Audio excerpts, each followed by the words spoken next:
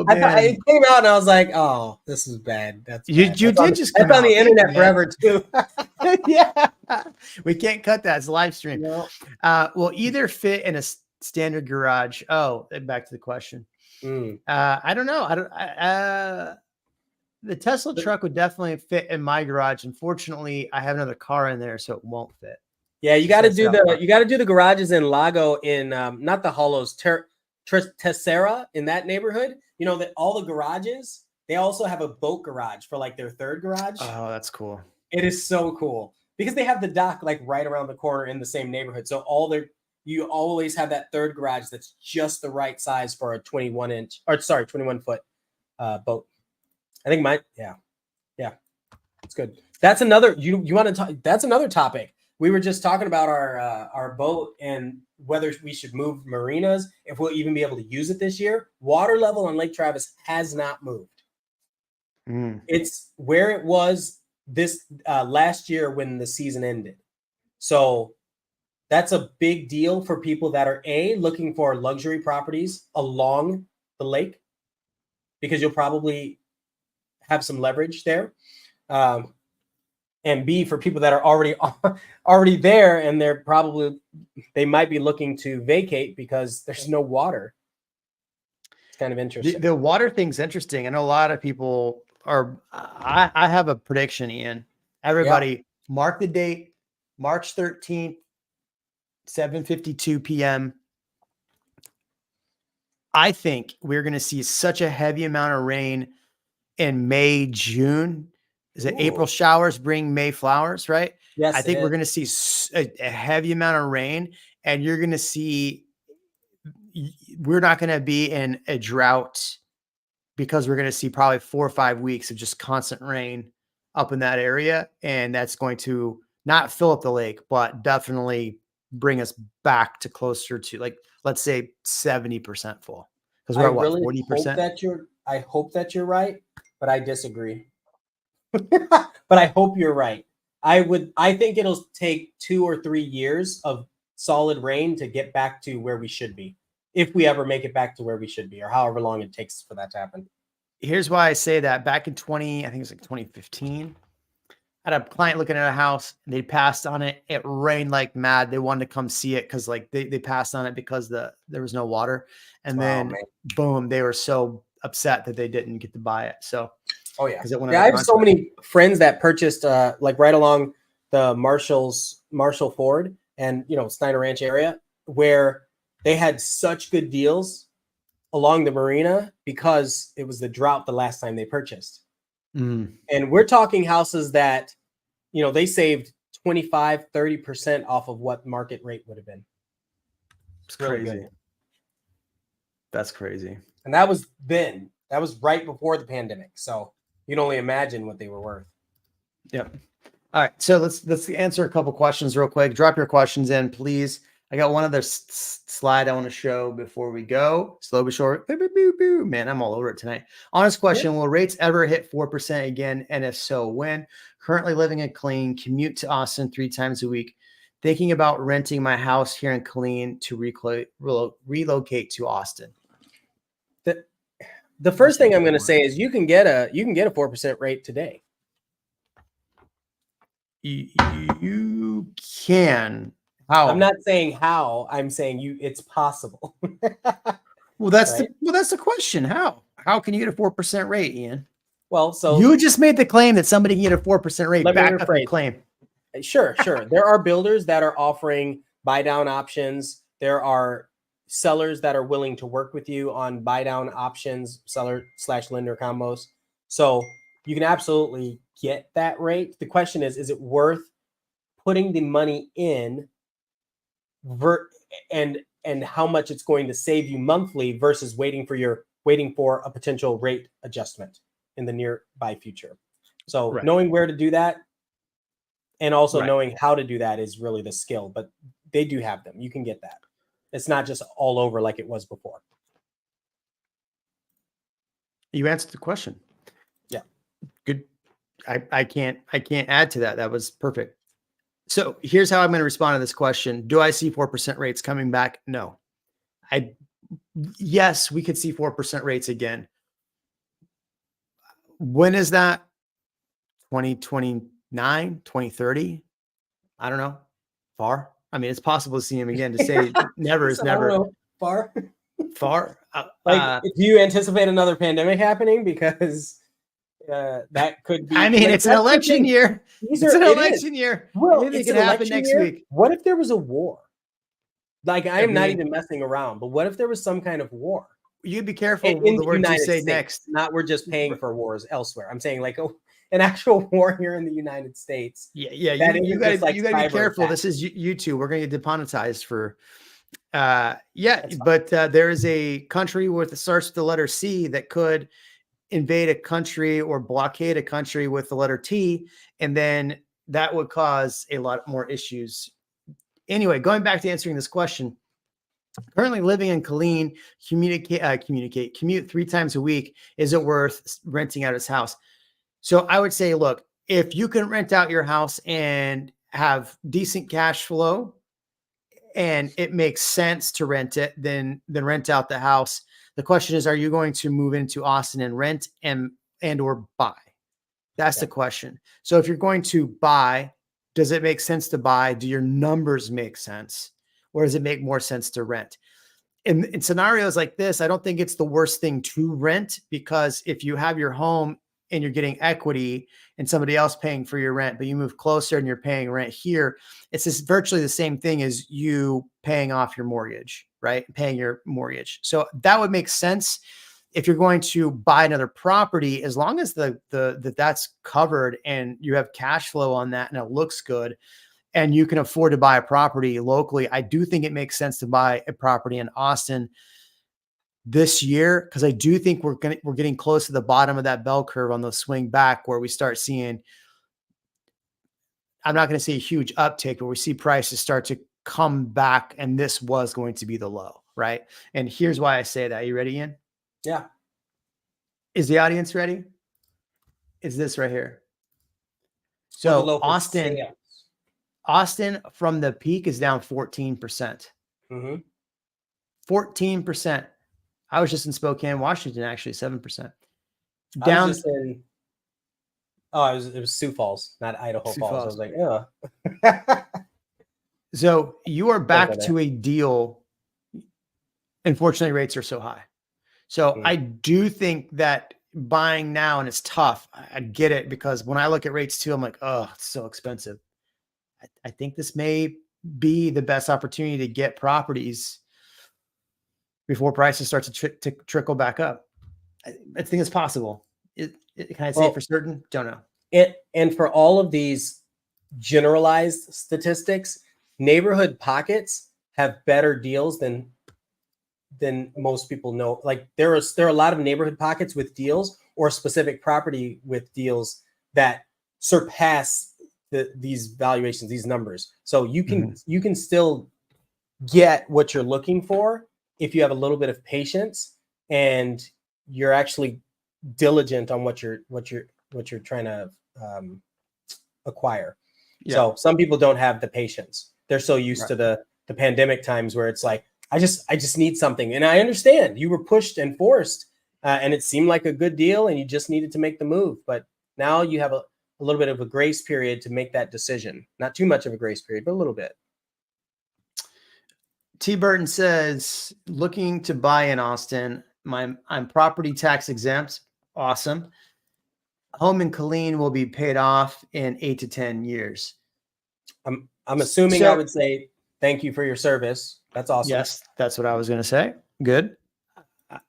I agree. I don't. So again, I would have to look at the numbers before I told you that to go buy a home in Austin, right? I'm not one of those people that just says, yes, go buy. Listen, here's what I'm saying though. If it's 8 to 10 years off, which means you have equity in it, which means your mortgage is probably lower. So you potentially, let's say your mortgage, I'm just throwing numbers out there, spitballing, is $1,500 a month, and the rents on it could be $2,500.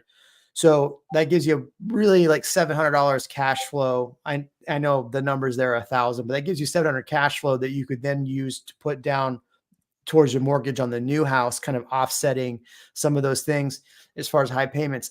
That may be a good route for you. And now you have an investment property since you've lived in it for X amount of years, now you're not going to pay capital gains you're not going to pay capital gains tax on it because you've lived in the house over 2 years, unless you sell it in the future for a profit over 250,000. So I would say it's probably worth it. I'm going to agree with everything Jeremy said, but add to that, if you are not in a position where you have to worry about, I'm going to use the term roommates loosely, then buy a multifamily, please. Right now, as I'm assuming a veteran that has another property that's mostly paid off, and you're property tax exempt, and you have the benefit of doing the 5% down. Well, I guess nothing. Well, you'll have to see how the loan structure would work, but you could get into a property where 1 unit is vacant and 2, 3, or 4 units are being rented out. Like, reach out to Jeremy or myself, and that would be awesome. That would set you up in a position where you have nothing to worry about for a very long time when it comes to real estate, in my opinion. I don't have anything to add to that. That was perfect. I added to yours. It was, you started it. I just kept going. Yeah, there you go. All right, I can't believe it. We're at an hour. That's amazing. And he said, appreciate it. You guys, I'll be reaching out shortly. Amazing. Yeah, we'd both love to help. So definitely reach out. We're at an hour. We have a lot going on this week. I appreciate you all for jumping in for the hour that you were here. If you hopped in a little bit, do me a favor though, share this video out. It's interesting. The YouTube algorithms are a little bit different, and I'm getting a lot of views on these videos, not a lot of engagement, which is interesting. So definitely engage. We love you all. Thank you so much. And I will try to get a Real Amigos next week. We're in Dallas. Oh, wait. No. That's Monday, Tuesday. We'll be back Wednesday. Yeah, I don't see why we can't do next week if Hector's going to show up. Yeah, Hector's going to be on. Hector's coming next week. All right, everybody.